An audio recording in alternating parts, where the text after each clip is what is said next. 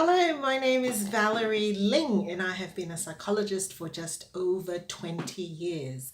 A day in the life of a psychologist. Well, here I am sitting in my home office using a medium I very often use these days, and that is to video.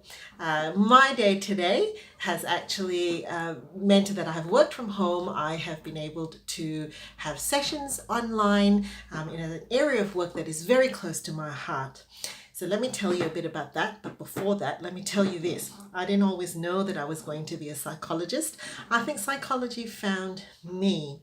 When I was in high school, I have this distinct memory of having a telephone conversation, back in those days when you actually had to use a telephone and dial the number, with a friend, a classmate of mine, and as they were talking to me about what was going on in their world, I actually said to them, I can't wait to see how the next chapters of your life pans out because the book is not yet finished. And I think that was my way of actually saying to my friend that I feel a sense of honor to be listening into his story. I also feel a sense of hope that the story is not yet finished and that whatever he was experiencing at that particular point in time, that there would be some more chapters that would be added.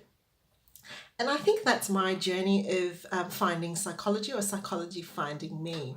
I did a little bit of corporate work, I've done a little bit of forensic work, and I found myself also working in a hospital.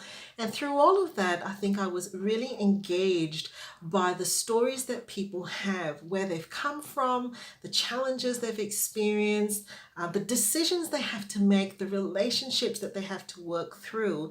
And I found myself being engaged by wanting to actually spend more and more time, not just listening to those stories, but also being a part of the chapters being written and sometimes rewritten, sometimes needing to look back into the stories that we tell ourselves and making a new meaning out of what we've experienced and where we've come from. So this led me to actually retraining in mental health work. For many years, I worked as a solo practitioner, seeing clients on a regular basis, being particularly drawn to child and adolescent work, as well as the stories that come with the therapy that comes with grief, loss, and trauma. These days, however, I own a private practice where other psychologists have joined me, and so I now sit much more in the space of doing my area of work, which I love, as well as inputting into the work of the other psychologists. So the area of work which I now currently predominantly work in is really attending to the needs and the stories of the people who care for others.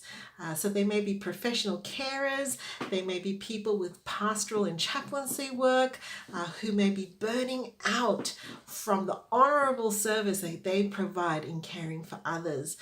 And for me, this is where I find most of my meaning these days, in being able to help them to revitalize that work so that the very area that they want to continue to serve in, and that is caring for others, it does not eventually consume them.